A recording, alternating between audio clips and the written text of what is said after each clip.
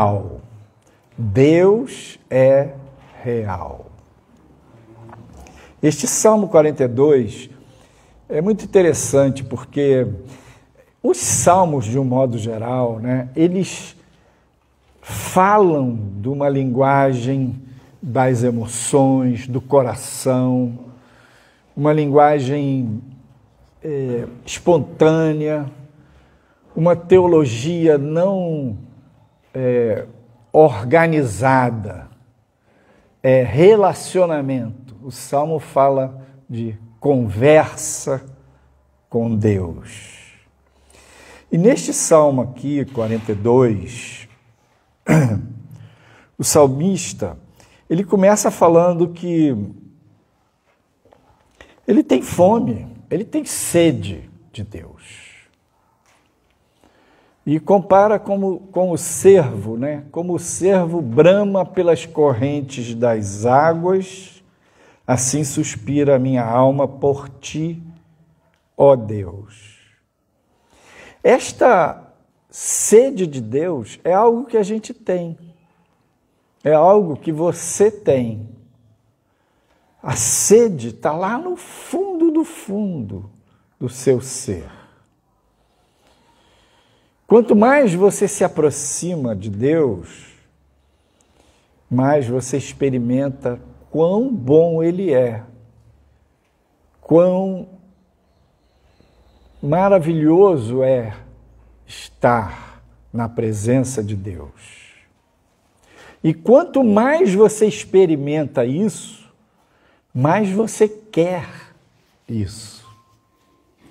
Então, essa percepção da sede de Deus não é apenas uma percepção de falta, é uma percepção de identidade. Eu me identifico contigo, meu Pai Celestial. Eu te amo, eu tenho fome, eu tenho sede de ti. Mas neste caso aqui do salmista, no Salmo 42, ele estava falando dessa sede que ele tem de Deus e estava lembrando de um tempo em que ele ia à casa de Deus buscar a face do Senhor e neste momento ele não estava indo, não estava podendo e estava vivenciando um momento de lágrimas. E a gente pensa, no Velho Testamento, tinha aquele privilégio do povo de Israel de ter a casa do Senhor e um lugar, um templo para buscar a Deus. Era um privilégio porque, comparado com todas as outras nações, Israel tinha essa aliança com Deus. Mas na nova aliança, Jesus diz que os adoradores adorarão o Pai em espírito e em verdade em qualquer lugar. Então nós temos um privilégio maior ainda, que é, onde quer que você esteja, você pode falar com Deus, você pode buscar a Deus, você pode adentrar no profundo do relacionamento com Ele e ir à presença do Senhor, ao Santo dos Santos.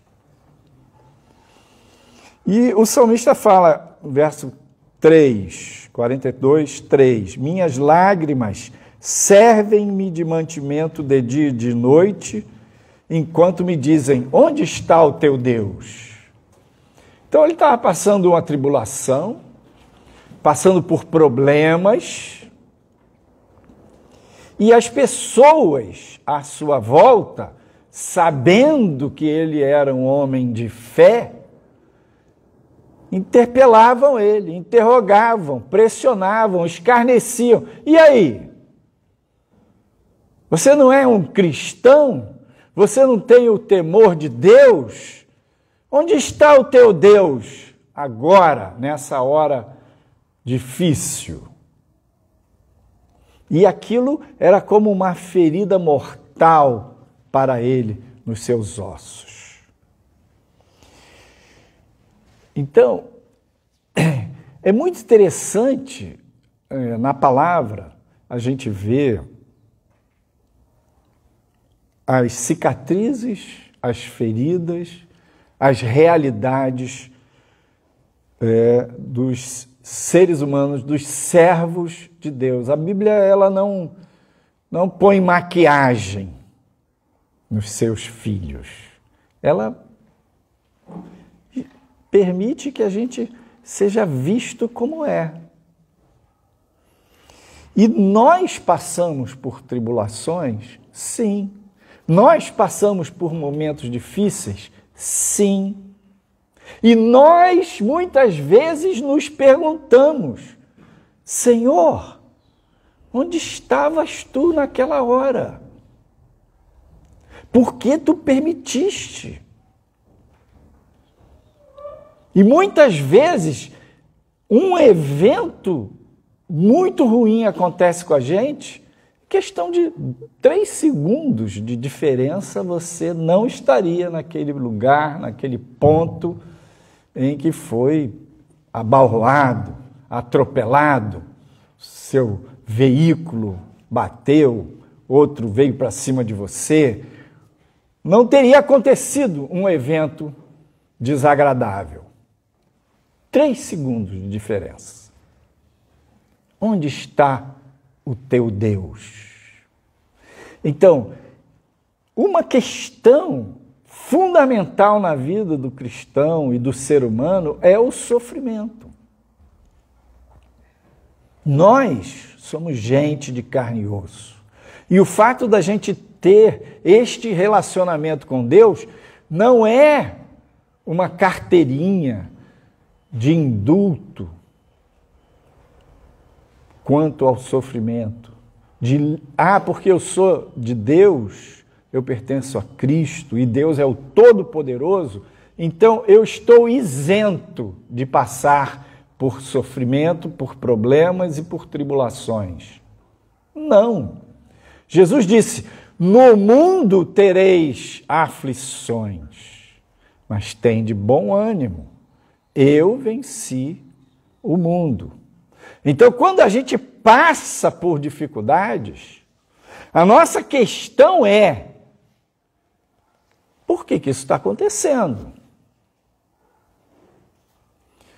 Já falei para vocês, mas vou refletir novamente, que isso sempre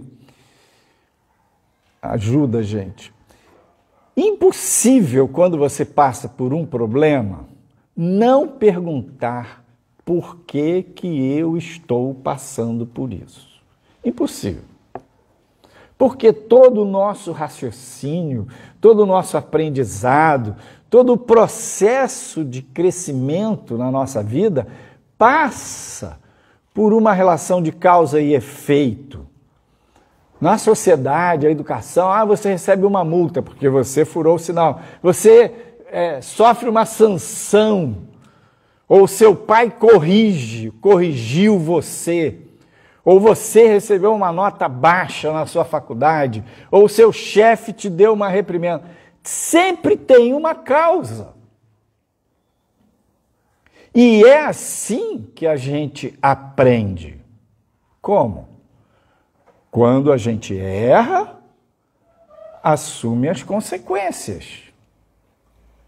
Então, é fundamental até você se perguntar por que isso está acontecendo.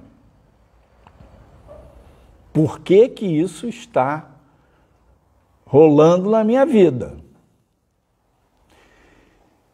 Quando a gente se pergunta, a gente pode estar sendo sincero com Deus, abrindo o nosso coração para Deus. E nós precisamos estar abertos para ouvir a resposta. Atentos para ter o retorno, o feedback. Muitas causas podem fazer você sofrer. O princípio da semeadura e da colheita, ele é um princípio bíblico. O que você faz é uma semeadura. Seus pensamentos, suas palavras, suas ações são sementes. E você, invariavelmente, vai colher. Se foram boas sementes, serão bons frutos. Se foram sementes ruins, serão maus frutos. Então, quando você pergunta por quê, você está querendo ir àquela causa, naquela raiz. Eu estou passando isso porque eu fiz aquilo. E aí você aprende. Você para pensar e olha. Por que que eu estou triste? Por que que eu estou abatido? Ele pergunta, o salmista pergunta, por que que você está abatida, minha alma? Porque eu pequei. Porque eu ofendi a uma pessoa que eu amo. Eu estou abatido porque eu fiquei frustrado, eu estava com um plano, eu estava indo numa direção e o meu caminho, eu fui atropelado. Algo mudou o rumo. O meu plano deu errado. Eu estou abatido porque eu investi tempo, trabalho, recurso num projeto e não deu certo. Então tem um porquê que você está abatido. Quando você então pergunta, você tem que ficar aberto, alerta, atento para saber a resposta. Às vezes você mesmo tem a resposta. Você já sabe por que você está abatido. Eu estou abatido porque eu estou com mágoa. Estou abatido porque eu estou triste com fulano. Então, quando você já sabe a resposta, a questão é, o que você faz com isso? Se você pecou, você se arrepende. Se você está magoado com alguém, você libera perdão. Se você ofendeu alguém, você peça perdão. Mas se foi uma frustração, pastor? Eu estou abatido porque eu fui frustrado. Porque o meu projeto não deu certo, desmoronou, caiu a minha casa. Você vai ter que lidar com isso, com a sua dor, com a sua perda, com a sua frustração. Mas é importante você localizar isso, porque um dos problemas quando a gente sofre uma frustração é a gente minimizar, porque aquela perda foi deste tamanho, foi uma perda gigante, mas me dói muito encarar aquilo, eu digo que ela foi pequenininha, eu espiritualizo, eu digo, não, Deus permitiu, eu passo um verniz espiritual religioso e finjo para mim mesmo que eu superei, que eu me rendi, que eu me entreguei a Deus. E aquela coisa era gigante.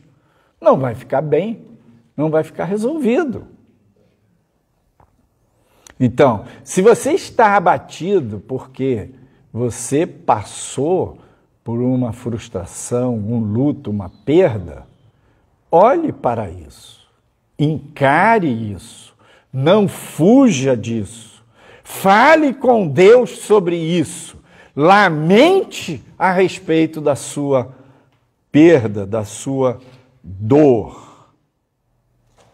Então, esta pergunta, por que estás abatida, minha alma? Nem sempre a gente encontra a resposta. Às vezes tem a frustração, semeadura errada, o outro me atropelou, ou eu estou magoado, um luto. Ok. Às vezes você acha a resposta, muitas vezes você não acha. Tem situações assim que são mais sutis, tipo, você conheceu uma pessoa e não sabe por que você não gosta dela. Ela não te fez nada. Você pode achar que é algo espiritual. Às vezes não é, é porque aquela pessoa te lembra alguém que te feriu seriamente. E é uma ferida não resolvida. Tem coisas que às vezes a gente fica abatido, não sabe aparentemente por quê, porque tem a ver com experiências traumáticas que nós vivemos no passado e aquilo ficou para trás e ficou mal resolvido. Mas um evento presente ativou aquela ferida. Vale a pena perguntar para Deus, porque você pode perguntar para a sua alma: por que você está triste? Por que você está abatida? Mas você pode perguntar para Deus. E Ele pode lhe falar. Ele pode sondar seu coração e dizer: não, você está abatido porque aquela pessoa te lembrou fulano que feriu tanto você, que lhe feriu tanto, e essa é uma ferida aberta que você ainda não resolveu. Por isso que você está abatido. E é muito interessante porque Deus sabe tudo. Ele vê tudo. Ele conhece esses liames, esses fios interiores que conectam sua mente, o consciente e o inconsciente, sua história, seu presente, seu passado. Ele sabe. E ele pode sondar, e ele pode mostrar, e ele pode curar essa ferida. Agora, tem vezes que você ora, você pede a Deus para Ele lhe sondar, você se pergunta por que está abatida e não encontra resposta. E tem vezes, digamos assim, essas primeiras perguntas, por que estás abatida, ela é a ordem do porquê, é da ordem da causa. Tem uma causa. Outras vezes, você, quando não tem a resposta, você tem que passar de estágio, você tem que mudar a chave, você tem que mudar o modo de se perguntar. Do porquê ao para quê.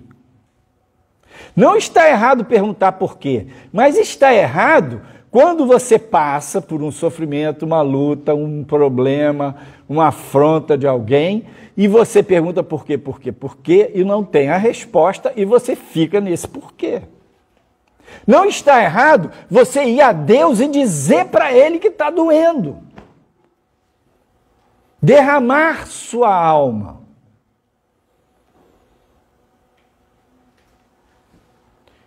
O que está errado é você só ficar nessa cantilena.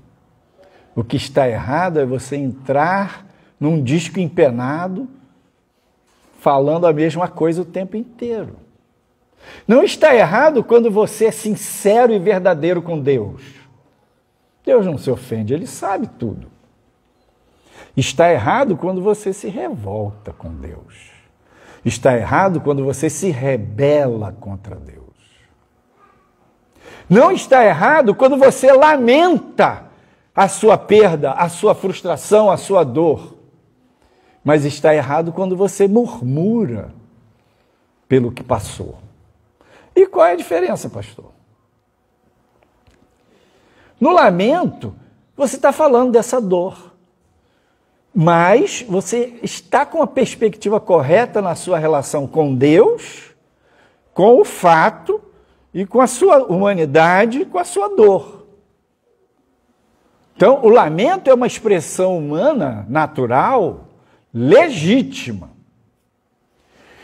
Na murmuração, a diferença é: você cai numa armadilha da sua alma, do seu coração, do velho homem, do pecado ou do inimigo. Na murmuração, o evento desagradável, doloroso, difícil, você não para olhar a sua parte. Você não fez a lição do porquê direitinho. E você se sente uma vítima. Então, na murmuração, eu estou passando por algo que eu não mereço. Na murmuração, eu estou passando por algo e eu não fiz nada para aquilo acontecer, mas eu fiz. E eu não quero é ver a verdade. E eu me revolto contra Deus. Isso Israel experimentou no deserto. Eles pecaram contra Deus uma vez, 2 vezes, 10 vezes. E Deus chegou uma hora que ele disciplinou, ele exortou, ele mandou a praga das serpentes. E chegou uma hora que ele disse, basta! Mudou o nível de disciplina para juízo. Então, a murmuração é pecado, a lamentação não. Na murmuração, além de você se colocar como vítima, você mistura suas questões com a rebeldia contra Deus. Você aceita a cantilena do inimigo, colocando você em oposição a Deus, em revolta contra Deus, para você se afastar de Deus. E para você endurecer o seu pescoço, a sua cerviz, não se dobrar, não aprender o que Deus pode te ensinar. E aí você continua nesse lamento, nessa cantilena, que não é mais lamento, é murmuração. Você vai prosseguindo, não aprende mais nada, não cresce, só arranja mais problema para você, porque deu as costas para Deus, se afastou no meio da sua dor do Senhor. Então, é totalmente legítimo a gente conversar com Deus, abrir o coração para Deus, falar para Ele o que a gente está passando. Mas a gente tem que vigiar, para não dar lugar à rebeldia do coração. Agora, uma outra pergunta é mudar da chave do porquê para a chave do para quê. Existe um modo da gente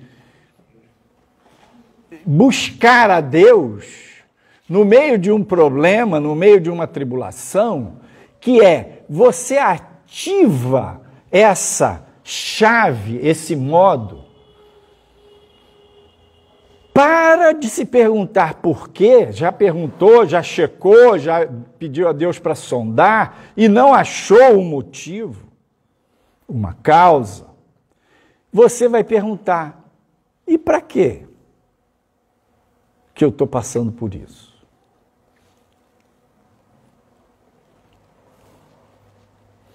Então, no cenário da pergunta do porquê, você está buscando a causa do seu sofrimento.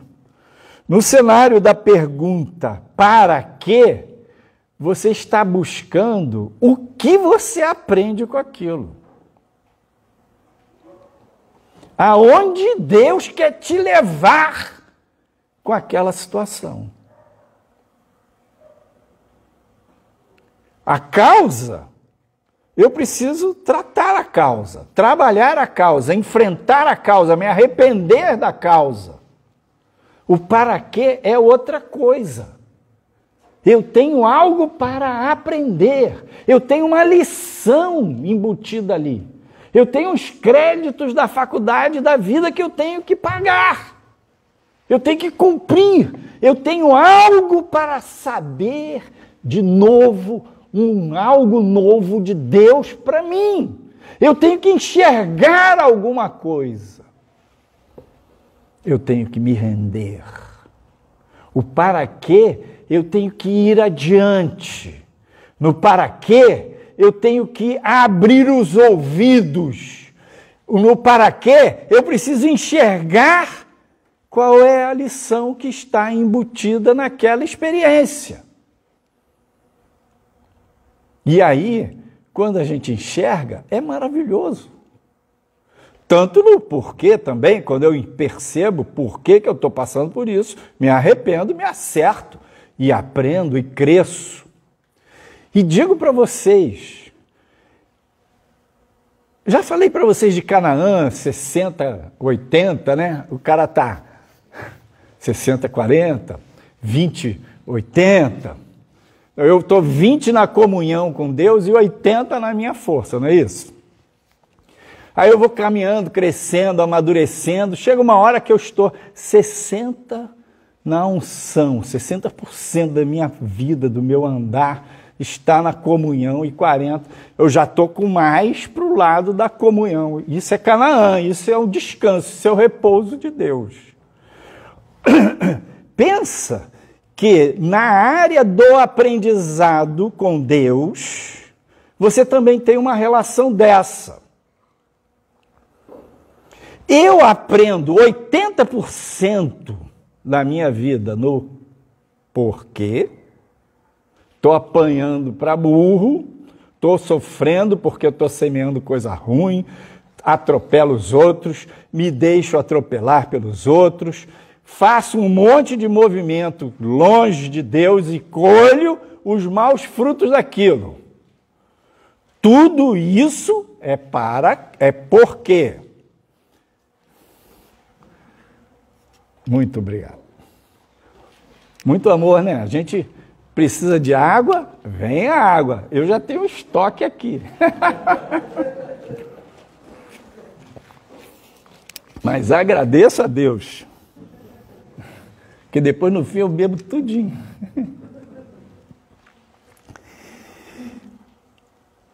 Então, voltando, quando você aprende muito no porquê, é um aprendizado de alto custo e de baixa performance.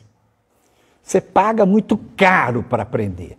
Quando você vai caminhando com Deus e aprendendo mais do para quê, claro que você continua perguntando por quê, mas aí Deus te mostrou, você acerta.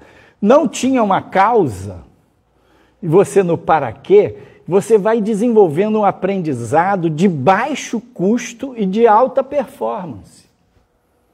Você passa a aprender muito com Deus com custo deste tamaninho. Se Deus fala com você alguma coisa, e você ouve, presta atenção e aprende, ele não vai precisar usar alguém para te falar. Ele não vai precisar criar uma circunstância para você bater de frente com aquela circunstância. E aí perguntar por quê. E aí aprender. Não. Então, quando você vai entrando nesse princípio do para quê, você vai entrando naquele princípio do discípulo que aprende com ele em todos os lances da sua vida. Você chegou no ponto, o ônibus chegou e te recebeu. Você fala, glória a Deus. Naquele dia você estava atrasado, você chegou no ponto, ele acabou de passar. Oh, meu Senhor. Para mim agora eu não pego o ônibus, é o elevador. Eu cheguei na garagem, o elevador estava lá na garagem me esperando de noite, cansado do trabalho. Falo, puxa, mas que maravilha. É a graça do Senhor aqui. Aí eu chego lá, o elevador está lá no 20º. Tem que esperar ele. E aí, o que eu faço? Para quê? Quando ele está no 22º, eu falo, agora dá para louvar 10 assuntos que eu tenho para louvar hoje. 20. No 22º, demora beça. Primeiro eu te louvo por isso, por aquilo, é meu trabalho. Enquanto o elevador não chega, eu estou louvando. Ué, eu cheguei em casa tão bem quanto no dia que o elevador estava ali na minha frente, dando graças a Deus. Então, esse aprendizado do para quê, ele é muito mais amplo porque você aprende em todos os lances da sua vida. Você não para de aprender, como eu disse, um aprendizado de alta qualidade e de baixo custo. E aqui é riqueza. É abundância, é graça, é discipulado, é filho, é filha. Você é filha de Deus, você é filho de Deus e está aprendendo. Você entra naquele nível da massa de pão que o inimigo vinha batendo, criando circunstâncias, batendo, prejudicando, perturbando você, e ele vê que quanto mais ele bate, mais você cresce. Quanto mais ele bate, mais você busca. Quanto mais ele bate, mais você entra na comunhão com Deus. Ele vê que isso não está mais ajudando os propósitos dele de afastar você de Deus. Então ele para de bater.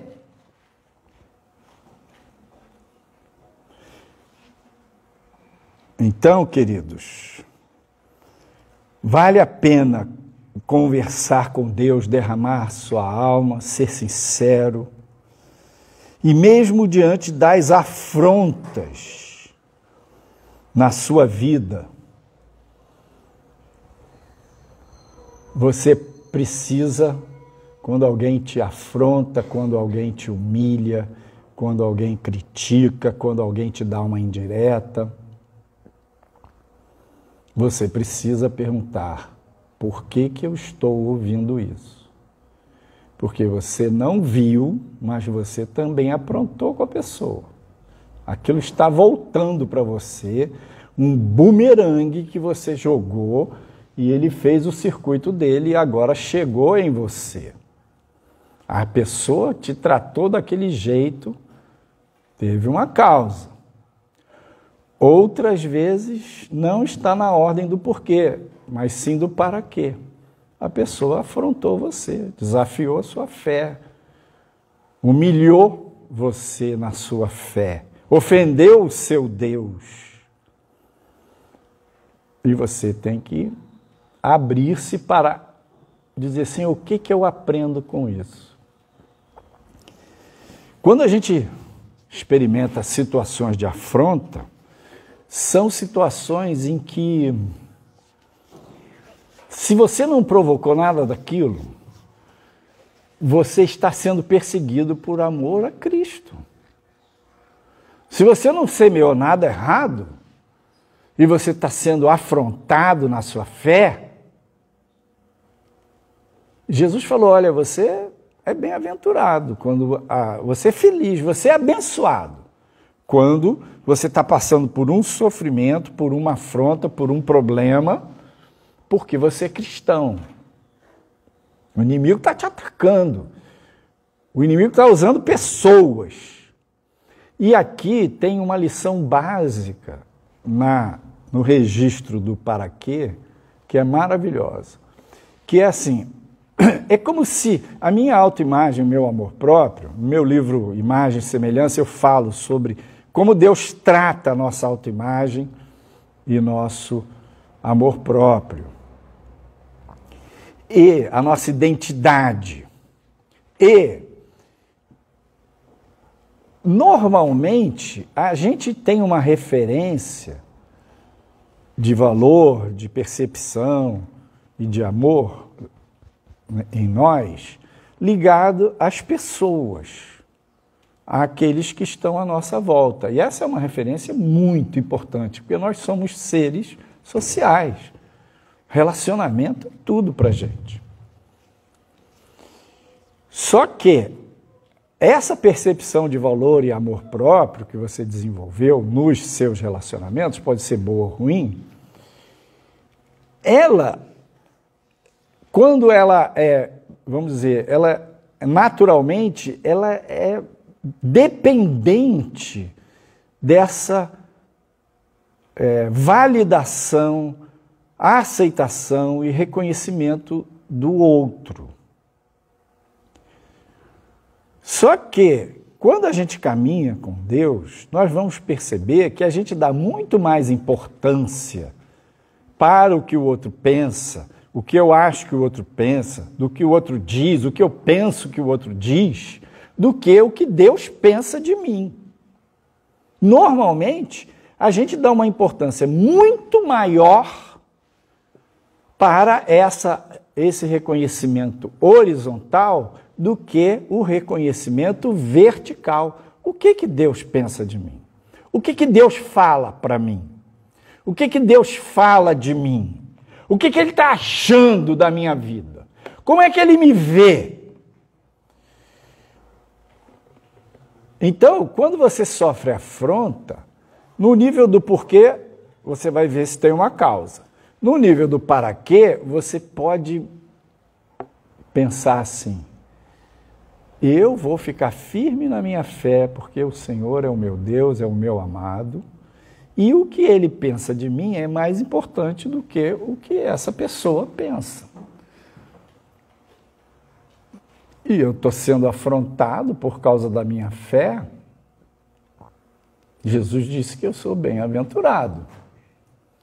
Então, o que vai acontecendo é que na situação da afronta, a gente vai ativando mais essa percepção vertical do que a horizontal. O nosso senso de valor próprio, de amor próprio, vai ficando mais dependente do que Deus pensa de mim. Eu estou fazendo a vontade do Senhor do que o que os outros pensam de mim.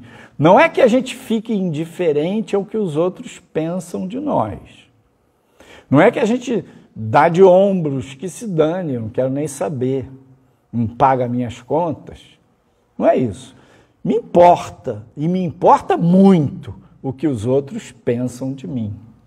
Porém, me importa mais o que Deus pensa de mim, o que Ele acha de mim, naquela circunstância, naquele momento.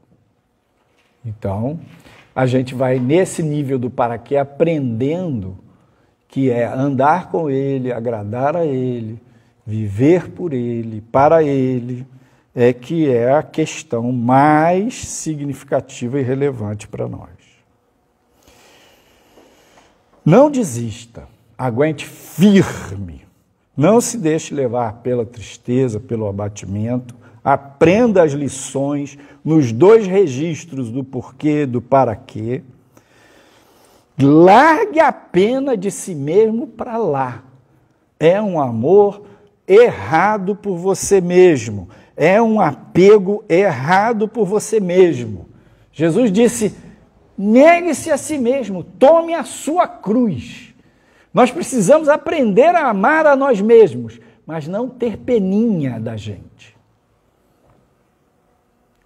Autoindulgência, autocomiseração, peninha de mim mesmo porque eu estou passando por esse ou aquele sofrimento. Aí você trava, aí você não aprende mais.